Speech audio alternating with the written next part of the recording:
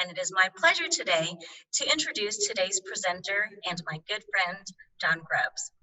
John's ability to deliver relevant, high-quality information in a fun and entertaining way has earned him many keynote speaking opportunities with national organizations and Fortune 50 companies. His ability to analyze and predict talent attraction and retention has earned him audiences in the petrochemical industry, healthcare, manufacturing, education, government, and nonprofit sectors. He has over 20 years of leadership experience and is a best-selling author. His most recent works include Leadership Among Idiots, he has great titles, Surviving the Talent Exodus, and Leading the Lazy. John serves as the chairman of the Vistage CEO board here in East Texas, and he also hosts a podcast called Crazy Enough to Win, where his goal is to challenge mediocrity and to talk about difficult topics. And so, John, I leave it to you, and thank you for being here today. Thank you, Michelle. I hope everyone can hear me well on this stormy day in East Texas. And for those of you around the country who are listening, I hope today serves as a pivot point, not only for you individually, but also for your business. You know, we are living in a once in a lifetime, hopefully, event that I think with just the right amount of, well, enthusiasm and honesty and clarity, that we can come out of this possibly better than we went into this pandemic. So with that in mind, I'm going to, well, challenge you a little bit today. My goal is to push you outside of your comfort zone. I want you to be in a state of positive discomfort from this presentation. And I want you to see, well, how your life is going forward versus how you have been in the past. And by the way, you are also going to be able to self-diagnose your level of infection. And people, that is not what you think. And it may be a great opportunity for you to rethink failure in your life. And most people don't see failure as the opportunity that it is. And my goal is that after today's presentation that you, well, you have a different view on what normal mere mortals call something negative. So if we use COVID-19 as a way of pivoting forward, I think you will find great value in today's presentation. So Michelle, we're going to start with a polling question. Have you ever used SMART goals? SMART goals. Wow. 100% of the polling represents SMART goals. And I hope that after today, you will have a different flavor on SMART goals and that you will see things very differently than you have in the past. So here are traditional SMART goals. They are specific. They are measurable. They're attainable. They're realistic, and they're time-based. Most people have heard of these. Most people are comfortable with these because they're a great way to set goals. But what's the problem with these? What is the problem with traditional SMART goals? And by the way, I am a victim of my own philosophy. I was guilty of using these SMART goals. And it wasn't until I had a very serious conversation with myself that I started to challenge my own way of thinking. You know, I am more passionate about what I don't know than what I do know. So I'm in a constant state of flux when it comes to understanding and seeing my own ability to understand reality as it presents itself. So what's the problem? What is the problem with traditional SMART goals? And I have no issue with specific. I think all goals should be specific. I have no issue with measurable.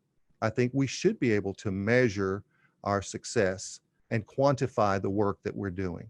And I have no issue with time-based. I think we, in order to be accountable to ourselves and to the people that mean the most to us, we should set time-based goals. These are critical for success. So what's the problem? Well, the problem I have is with two words, the A and the R, specifically attainable and realistic. And people, these words, well, they make me a little queasy. They kind of make my stomach feel a little awkward because they sound very average to me. And I have a problem with average that you're going to see throughout this presentation. And who sets average as a goal? Who grew up wanting to be average? Who wants to be common? Who chooses to be ordinary? Folks, give me a break. No one sets out to be these things in life. And as a result, we set attainable goals. Let's set an easy target for our life. Let's set an easy target for our business. Where did this come from? Who taught us to look through this lens at life? And, you know, if we look at life, when we were kids, we had big goals. You know, I want to be a pro football player, I want to be president, and I want to be an astronaut all at the same time. And we had big dreams as kids until people started making us think small. Parents and teachers were the first to tell us, hey, that's too big. It's just too big. It's too big. So here's a polling question for you. I had big dreams when I was little, but life changed my mind. Which answer best describes me professionally? Life told me I could not be something I dreamed of. I became what I dreamed of as a child. Or I'm still friggin' trying to figure out what I want to be when I grow up. Which one is you? Hey, John, I don't have that polling question, but why don't we have people put that in the chat function and we can have them answer there. All right. So let me ask it again then.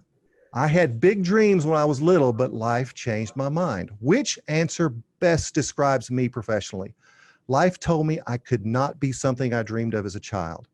I became what I dreamed of as a child, or I'm still trying to figure out what I want to be when I grow up. That polling question that you guys have is coming up later in this presentation. And I'll give you a little background. When I was a child, I lived overseas. My parents and we flew all over. My dad was in oil and gas, and we traveled around the world, lived in Japan, lived in Singapore, lived in England. Actually, I was born in England. And my goal as a child, through the first probably 8 years of life, was to be a commercial airline pilot. That was my dream. But in 3rd grade, I was in Miss Riddle's class, and they told us kids we had to go get our eyes checked. And I went into a room, got my eyes checked, found out I needed to go to the eye doctor. Found out then that I was severely nearsighted. And in the subsequent years, I was told that I could not be an airline pilot because airline pilots had to have 20/20 vision. So that dream never materialized for me. I couldn't be a pilot because people told me that you can't be a pilot. So what are your dreams? What dreams do you have that were squashed by life? What are we seeing in the chat box? Let's see. We are seeing a lot of people are still trying to figure out what they want to be when they grow up. And let's see. Dr. Edge said that that life told me I could not be something that I dreamed as a child. Dr. Edge, what was that? We're curious about that. And let's see.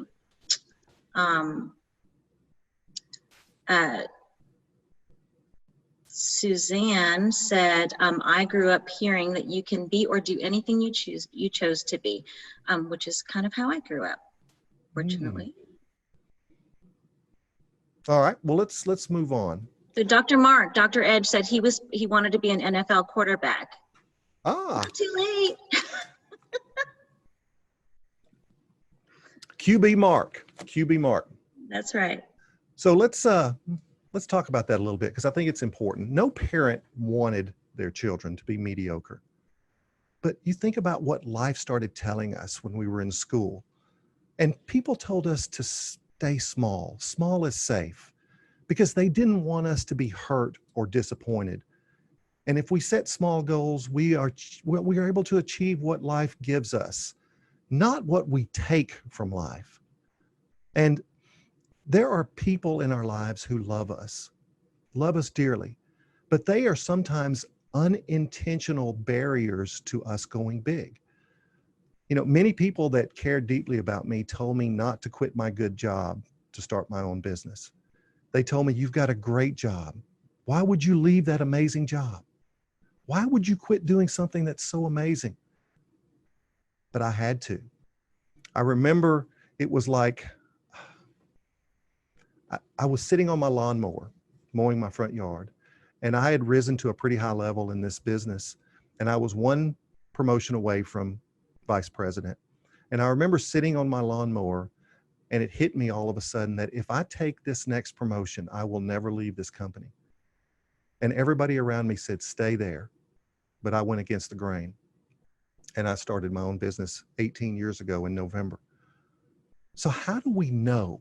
How do we know what we're capable of if we set goals we can attain? How do we know what we're capable of if we set goals that are realistic or attainable? What if we have the potential to reach higher? What if there's more in our tank than we realize? You know, sometimes life is like a faulty fuel gauge. We think that we're almost out, or we think that we're almost full, and there's often more than we even realize. We will never know until we go big in life. Imagine people who attain high levels of success. What if someone told them, it's too big, don't go after that? Be realistic in your goal setting, people say. Have we been conditioned to accept realistic? My son played college baseball. And I remember when he was a freshman in high school, he said, Dad, I want to play college ball. I said, okay. So I built him a batting cage, and I said, I will not come out here and beg you to practice, but it's here. If you want to work for it, then it's here for you, and I will help you every step of the way. What if I would have told him early in life, said, look, son, it's not realistic. Most players never make it to that level. What if I would have planted that seed in his mind as a freshman? He was fortunate enough to play 2 years of college baseball before he moved on. But that small seed that some of you had was either positive in that it gave you that spark to move forward, or it was negative. People told you to be realistic. And we do this all the time. We set goals that we know we can hit. Where is the potential in that? Where is the potential in setting a goal that you know you can hit? Where is the potential in setting a target that you know is realistic? So the biggest problem in business today, this is my opinion, is that we set small, average, realistic goals and hit them. We achieve those small, average, realistic goals. And no wonder so many small businesses fail. I think it's a joke to go small. I mean, we were given certain talents, certain opportunities, and when we go big, we realize the boundaries of our potential. The only way to find a boundary is to go big. And I believe mediocrity is a disease. It's a disease in business, and it's a disease in our lives. We aim small and hit the target. Where are the dreamers out there? Some of you may not know, Jeff Bezos borrowed $300,000 to start up an online business during the age of dial-up. Can you believe that? What if he listened to the people around him? Nobody wants to buy things online. His goal was to start the largest bookstore in the world. What a massive goal. But folks, it was not realistic at the time. He did it, and now he's the richest man in the world. And I'm not saying wealth is the goal to achieve. I'm saying a massive goal is something that should be considered if you want to be successful. Here's the deal. Nobody wants to be ordinary, average, or common. But we listen to what the world says. And the world is full of ordinary people telling us to be just like them, to be just as ordinary as them. And if you remember high school, you know, that pivotal time in our lives, that essential time in becoming an adult is, well, it's fraught with people telling us that we want to fit in, that we want to be accepted, that we need to be just like everybody else. And I admire people who go against the grain. I admire people who challenge popular thinking. I admire people who are, well, crazy enough to go big when everyone else is going small. And I want you to stop. I want you to stop thinking like the ordinary crowd. Ignore them. One of my favorite ideas is that when you start getting criticism or laughter, that's how you know that you're onto something big. That's how you know that you're doing something that is bigger than average. Remember, people are going to pull you back. Those unintentional boat anchors are going to say, no, don't go big. Don't start a podcast. Don't start this show. Don't go back to school. Don't write a book. Don't start a business. They're going to tell you not to do it. But your big goals are going to stretch you. They're going to challenge you. And they're going to push you. They're going to make you more than you ever imagined, because we don't know in our mind how big we can go. We have this self-limiting belief that, well, I can never write a book, or I can never start a podcast, or I can, whatever your dream is, we have that in our mind. And the only way to know is by going big. And if you set big goals, this is the season of goal setting. We're coming out of a pandemic. My business was decimated by this, and I've completely repivoted my business, and it's phenomenal. I couldn't have seen the opportunity for my small business prior to the pandemic, prior to COVID-19. But when it all went away, it went away for about 90 days, I started to see opportunity that I couldn't see before. And it was my own self-limiting ideas about my business that was the problem. I wasn't thinking big. I didn't think big about relationships with my clients. And here's something I want you to realize, that fear is an indicator. Fear is an indicator. Fear is an acronym for false events appearing real. It is much more scary in our mind than it is in reality. And fear is fueled with time. The longer you sit with something, the longer you think about something, the bigger that fear gets in our mind. So I want you to set goals that you are afraid of. If you're afraid of your goals, that's the magic. Fear is that uncomfortable feeling that makes us say, oh, whoa, that's too big. It's just too big, John. I can't set that goal. It's just too big. You know, one of my goals, I don't tell people this very often, but one of my goals is to own the Dallas Cowboys. People laugh. I gave this speech in Houston, and I had a whole room full of people laughing. And they said, why is that your goal, John? I said, I want to own the Dallas Cowboys so I can fire the general manager. That's a big goal. I have a big goal of being able to get off a plane in Amsterdam and people say, hey, there's John. I've heard him speak. I'm setting big goals, big goals. How big are your goals? So here's a polling question. I have a big, scary goal now, but I've been afraid to try, or I am making excuses, or yes, I am taking action, or mind your business, Grubbs. I don't want to talk about it. Are you afraid to try? Are you making excuses? I lead a group of CEOs. We keep an excuse bell on the table during all of our meetings. And if someone makes an excuse, we ring that cowbell and we ring it loud. No excuses. 50% of you say, hey, I'm making excuses. 17% of you said, I'm afraid to try. One word, I think, defines us in retrospect, and that's regret. I regret. I should have. I could have. I could have been a contender. I should have tried this. 29% of you are taking action. I want you to think about your own life. Are you afraid to try something? I had someone come to me after this speech when I debuted it in January and said, thank you, John. I said, why?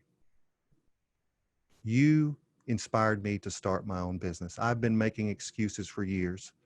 I've always wanted to do it, and you inspired me to do it. 43% said I'm making excuses in this poll. 29%, yes, I'm taking action. 29% said, hey, I've been afraid to try. That is a perfect bell curve, folks. So I hope today's presentation gives you just a little bit of that oomph we need in order to get out of our comfort zone. The magic in life happens in our discomfort zone. When we are comfortable, that's not where the magic happens. It's when we're uncomfortable that things, become miracles in our lives. So here's what I want you to do. We're redefining SMART goals, right? So we're going to replace the A and the R. And for the A, I want you to think aspirational, not attainable. Aspirational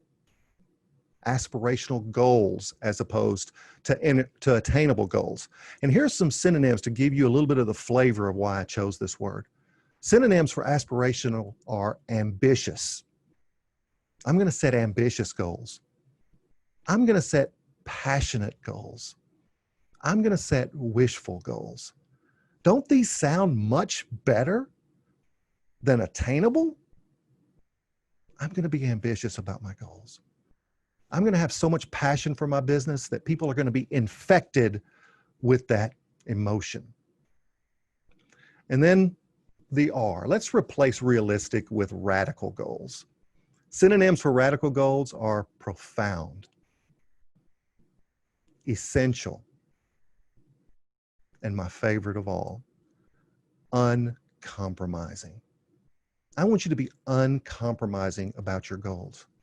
When people tell you it can't be done, when people tell me no one wants to hear your singing, when people tell me no one wants to read my books, I wrote an article called "Thank You for Not Reading My Stuff" one time. Because you know what? It made me get better. If people aren't reading what I'm writing, then I've got to get better. I want to be uncompromising about what I expect for myself in life. So we're replacing the A and the R with both new words that I think challenge our way of thinking. So here are the new SMART goals. The S stands for specific. Let's say you're a small business and you set a goal of $1 million in sales. And we can measure that. We're going to do that annually. Let's say just in 1 year, you're going to set a goal for $1 million in sales. And we can certainly measure our revenue. And here's why it's an aspirational goal. Maybe your business has only reached 100,000 in the past. And you're setting a radical goal that is 10x your best year ever. And you're going to do it by the end of the year. This is an example of what I want you to think about in your goal setting. And folks, people will start to criticize you. People will start to mock you. People will start to pull on you. People will start to challenge you. But here's the beauty. If you ditch the old SMART goals, if we start a campaign together, we will challenge ourselves like never before. If you set a 10x goal of 1 million and you hit 500,000, that is still 5 times the best you've ever done in that business. I set small goals in the past. And folks, I often achieved them. And the problem was I wasn't going big enough. I had a self-limiting philosophy and I didn't even know it. I was my own large hurdle. So when we hear the old SMART goals, when people say, hey, I'm going to set this attainable goal, I'm going to set this realistic goal, challenge them as ordinary. The world is full of small thinkers infected with mediocrity. Common is a disease. They want to infect your thinking. This is the infection that I promised you in the beginning. Thinking big is your vaccination of average. And here's my belief. You can agree or disagree, but I don't think any one of you were made to be average. I don't think you were made to be common. You're not common. One of my favorite quotes is from Brene Brown, and she wrote a book called Dare to Lead. And she talked about people being in the arena. And this is her quote. This is her quote. She said, if you're in the arena covered with blood, sweat, and tears, getting your ass kicked by life, she said, I have no desire to hear about leadership from people in the stands, in the cheap seats, telling me how to go big. They're not out in the arena. They're not covered in blood. They're not covered in the dirt and the sweat that comes with going big. They're playing it safe, and they're going to criticize me. I love that. I love that. The people in the cheap seats are common. They're average. They're the zombies in life. People joke about the zombie apocalypse, but it's real. It is real. It is the infection of the common mediocre people. And they're saying to you, be just like them. I want you to avoid them. I want you to be around people who challenge you and push you and make you uncomfortable. And they want you to set big goals, and they want you to work harder than anyone you know. One of my favorite quotes is from Dwayne "The Rock" Johnson. He says, you know what? You don't have to be the smartest. You don't have to be the strongest, but you can always be the hardest worker in the room.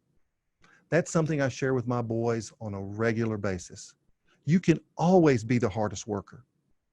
Use their criticism and judgment as fuel in your life. When someone tells you it's not good enough, use it as fuel. When life knocks you down and you're told that no one wants to read your book or no one wants to hear you sing, use it as fuel. Use it as fuel. Going big in life means failure is baked in. That means we're going to fail. And this whole presentation is about this idea of embracing failure, of saying, I don't know how big I can go until I fail. And when you learn to fail forward, you start to see those failures as stepping stones. 10,000 ways to not make a light bulb is what Thomas Edison figured out. It wasn't that he failed 10,000 times. He learned 10,000 ways not to make a light bulb. When I started my speaking business and my training business, I had professional speakers say, how did you start your business? You're not supposed to be able to do what you did. Well, guess what? I was too dumb to know that I couldn't just pick up a phone and start calling businesses, and that I couldn't get in front of groups. I didn't know. I just did it. They said, you're supposed to have to go speak for one of these speaking businesses first and then break out on your own. I didn't know that. And since I didn't know that, I didn't take that path. And I failed and I failed and I failed. And what I've learned in life is the faster I fail, the better I become. One of the critical, I think, problems that we face in life is this idea of blame. And if we realize that where we are in life is caused by our own decisions and actions, we have to own our current reality. Each decision, large and small, creates where we are today. And we can blame others by not owning our decisions.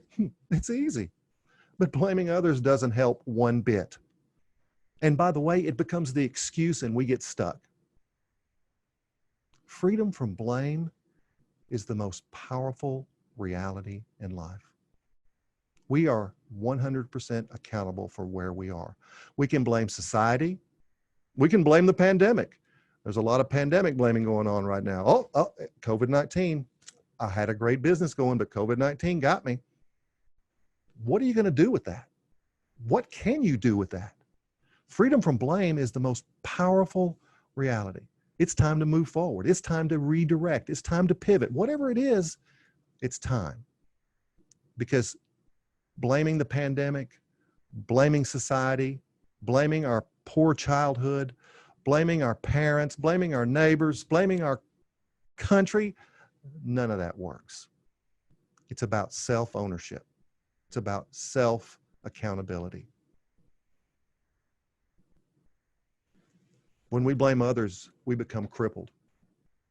We are crippled with the emphasis on the past with no perspective for the future. Your opportunities are in the windshield, not the rearview mirror. Look, everyone feels the guilt and shame of failure. It's not easy to fail. It's not easy to reach the limit of our ability intellectually or physically. But once we reach that boundary, once we reach that edge of our life, that's when the magic starts. It's easier to blame others than own our present reality. It's just easier. And most people go with the easy path. So here's a polling question. I have others in my life that keep me from chasing my dreams. I have others in my life that encourage me to go big and fail. I have others in my life that unintentionally prevent my success. And I have others in my life that, well, remind me that I'm my own worst enemy. These are hard questions. And remember, I challenged you in the beginning. I wanted to make you uncomfortable. If I'm not making you uncomfortable, I'm not going hard enough. This is hard for me to look at my own life through this lens. I'm just telling you what I went through in order to get to this current mental reality. I have others in my life that keep me from chasing my dreams. I have others in my life who encourage me to go big and fail. And fail. Remember, you're not going big enough unless you're willing to fail. I have others in my life that unintentionally prevent my success in life. And I am my own worst enemy. Which one do you fall in? So I'm looking at the polling results. Looks like we're weighted heavily to I am my own worst enemy. Folks, that's normal. 63% of you said I am my own worst enemy. 13% said you have people in your life who unintentionally prevent my success. And only 25% of you said we have people who encourage me to go big and fail. These are those loving boat anchors that I talked about. These are the people that love us but don't want to see us hurt. They don't want to see us skin our knee. Remember as a parent, the first time you let go of the bicycle seat and let the child fall? To let them skin their knee? To let them hurt themselves? That's part of life. That's part of business. We think we know what our customers want, but we don't know until we try. And then we put it out there and like, holy cow. Even in my own writing, I have learned to stop pre-filtering my thoughts when I write a book, when I write an article, because I get in my own head and I say, well, this is what they want to hear. And then I made the awful epiphany that it's not what they want to hear that I need to say. I need to tell them what they need to hear, not what they want to hear. So I put it out there and let life tell me if it's valuable or not. Because we have no idea in this mental brain of ours what others find valuable until we put it out there, until we test it, until we let life vet it for us in our lives. So when we fail, let's talk about why this is so important. When we fail, we're liberated by the choices we make for the future. Huh, that article stunk. No one really thought much of that. Or I didn't get a lot of pushback on that. The choice to change is a beautiful gift. And here's something that I think is remarkable. It's never too late. People tell me it's too late. I started a podcast at 50. Who wants to read a podcast from some old dude in Texas? I've got listeners around the world that listen to my podcast. I've got people in countries, in cities, in towns around the globe that I have no clue why they like what I like, or like what I read, or like what I say. But there's 7 billion people on this planet. And if you put something out that is honest and raw and truthful, I think there's people that want to hear what you have to say. I think there's people that can identify with what you're thinking. As long as there's breath in our body and thoughts in our brain, there is opportunity. You're capable of changing what comes next in your life. And I love this bullet. Your last breath is not nearly as important as the next breath you take. We're so corrupted by our past and our past failures and our past whatevers that we can't see this beautiful gift of life in the future. We can be whatever. I could still be a pilot. I could still be a pilot if I wanted to. Even though I'm so nearsighted, my brother says my glasses are so thick I can see into the future. I can still be a pilot. I can still do whatever I feel is my calling. It doesn't matter if I'm 20, if I'm 30, heck, if I'm 70. As long as there's breath in our body, as long as there's thoughts in our brain, we are capable of changing what comes next in our life. And here's the beauty of failure. Every time we fail, we learn. We get new understandings, new perspectives on life, on how to love. Some people are still learning what a good relationship is. Some people are still learning how to have a good life. We can have new perspectives on our business. We can have better relationships. I heard someone say something, it's not the breadth of your relationships that matter, it's the depth of those relationships. Isn't that beautiful? Maybe the perspective is that I have fewer friends that are deep and meaningful rather than having a lot of acquaintances that just know me. This is how we learn. This is how we grow. And maybe I'm simplistic. I don't know. But I don't dare not want to continue to grow. Because here's my belief. If we're not growing, we're dying. I spoke to a group of CEOs in California last year. These are CEOs of big businesses. And I asked them a question. There was about 12 in the room. I said, what is your biggest regret in life so far?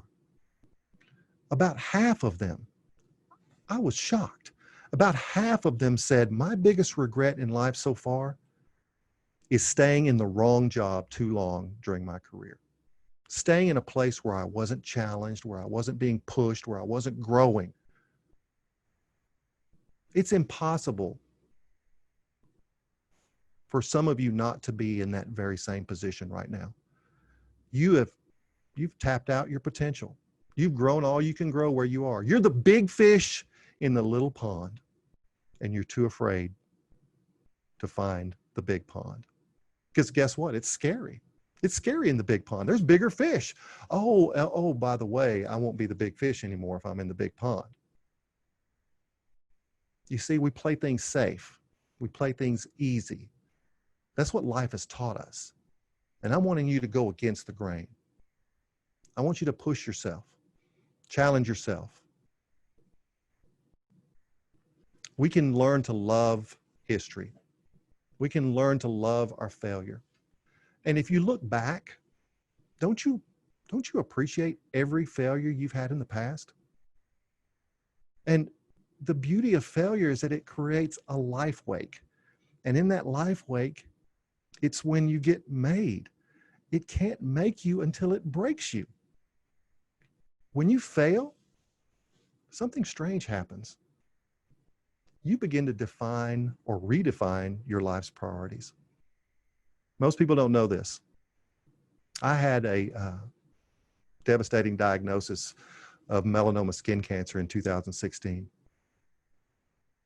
I can't tell you what that emotional roller coaster was like. Talking to oncologists, talking about treatment plans, talking about surgeries. I was very lucky that it was caught early and it didn't become a major problem for me, but it made me rethink life in a way that I'd never thought of before. It made me rethink relationships. It made me rethink my faith. A whole lot of things came out of that experience. I was able to redefine priorities in my life. And when you fail, you reorder things that matter to you. It's the little things that matter most to me now. Watching my son play baseball, watching my son get his new job. Failure makes us look inwards, forcing us to take an inventory of our hopes and dreams. And it's impossible for some of you that are listening to this to say, well, it's too late. I could have been a contender. Failure makes you realize the things that matter most to you. It's a great clarifying agent for life. It filters out the muck and allows you to see something beautiful. And when we overcome failure, we redefine our priorities and we learn ways to overcome failure, and we start to shuffle things around to make room for what's important. Everybody gets the same amount of time, people. When I'm coaching a client and I hear this time excuse, I said, hold on, where's my bell? Let me ring the bell. It's hogwash, it's crap. We all get the same amount of time. We get to choose what we spend our time on. Don't let that be an excuse for you. If success is important to you as you think, you will make the necessary adjustments. If getting healthy is important, you will make the necessary adjustments. If doing better in business is important, you will make the necessary adjustments. If being a better husband, wife, son, daughter, brother, sister is important, you will make the necessary adjustments. So can we learn to embrace failure? Can we learn to really seek failure in our lives? I call this our failing velocity. The faster we fail, the better life becomes. And I know we've been taught our entire life to think the opposite. Oh, be careful. You might fail. You might lose. You might get hurt. Football was my favorite sport. And one of the reasons I love football is that it's not for everybody. It's not a game everybody can play. If you don't like to get hit, if you don't like to get your face planted in the dirt, if you don't like to be sore and tired after a game, don't play the game. Well, life is often like that. We don't want to endure the pain. And I'm going to talk about that before we close, this pain thing. Failure is your tuition. You paid for it. You paid an awful price for that knowledge and experience, and some people don't take advantage of it. Failure makes us revise how we approach things in life. And one of the things I love most is failure clarifies the people that matter most. You see the people that come to your side when you fail. You see the people that speak up for you when you fail. You see the people that believe in you when you fail. And it's going to sound counterintuitive, but failure gives us emotional strength. It makes us stronger on the inside, both the heart and the brain. I heard a speaker talk recently. He said, there are no bad people. And I was guilty of thinking this. There are bad people out there. Well, no, there's no bad people. There's only people who think badly or act badly. It's what's going on in here and in here that matters. And we only know that through failing. So here, this might be the most important question of the day. This might be the question that I think challenges you like nothing else I've said to this point. What are you willing to suffer for? What are you willing to endure pain for? What are you willing to struggle for in life? It is not what you want to accomplish in life. It is what you are willing to suffer for. Let me say that again. It is not what you're willing, it's not what you want to accomplish in life. It's what you're willing to suffer for. Will you suffer through getting up early and going to the gym if physical fitness is a big deal to you? Will you suffer through homework and late nights in a classroom if going back to school is important for you? I went back to school and got my master's degree in the late 90s. And I remember I had my oldest son was very young. And I said, I can't go home and do homework because I would get that little knock on the door. Daddy, are you almost done? And of course I wanted to be done. But for 2 years, I stayed at my office and did homework at night. So once I got home, sometimes it was 8, sometimes it was 9, sometimes it was 10 if I was studying for a big test. I was done with school. I could be all in as dad. Are you willing to suffer to start a new business? Are you willing to suffer to change your business philosophy because of this pandemic, because of COVID-19? Are you willing to go through pain? And you must suffer and endure what others will not in order to escape the infection of ordinary. Let me say that again. You must suffer and endure what others will not to escape the zombie apocalypse, to escape the infection of ordinary. So let's stay connected. My podcast is called Crazy Enough to Win. And here's my commitment. That podcast is about going big. It's about this thinking that you're hearing. This speech was the genesis. As I put this speech together last year and debuted it in January of 2020, this speech was what gave me the little nudge I needed in order to start my own podcast. You can also sign up for leadership tips at johngrubbs.com. I'll connect with you on LinkedIn and Instagram. But here's my homework for you. I always want to leave you with some call to action. I want you to tell 10 people about what you heard today. Share this link when Michelle posts it with people who need to hear this message of encouragement. 10 people, 10x. I don't want you to tell one person. I want you to tell 10 people about what you heard today, because I think together we can have a huge impact on the infection of mediocrity, on the infection of average, on the infection of commonness. You see, we may be worried about the virus right now. Everybody's talking about the COVID-19 virus, and it's big, it's real, but I don't think it's the biggest problem in our lives. I think the infection of average, ordinary commonness is a much bigger threat to most people than COVID-19. Thank you for listening. I encourage you to stay in contact with me, to just to make sure that if you heard something today that is encouraging, that you let me know. And if you disagree, let me know. And I want to offer a special thanks to the people at the Better Business Bureau in beautiful East Texas for giving me this platform. It's really hard. I don't have any feedback. I don't know if people like it. I don't have you looking at me and telling me like I normally deliver these speeches. So it feels a little weird for me, but I think the message is sustainable on its own. Michelle, thank you for having me on today. Thank you, John. That was great, and I'm sure you stepped on a lot of toes, including my own, and gave me a lot of homework. So thanks. I really needed that on a Monday. Just kidding. But no, wonderful information, guys. We will be sharing this link on YouTube. We've recorded it. We will share it on our YouTube channel, and you all will receive that link tomorrow. And as John said, you know, send that to some people that you know that could hear this message, which is everybody.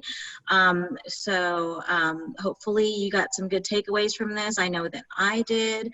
John, this is what makes you such a great coach and leader. So we thank you so much. And we'll see you guys at one of our upcoming webinars, hopefully, and maybe even here at our office on July 18th for our Shred Day. Thank you all for joining us, and we'll see you soon.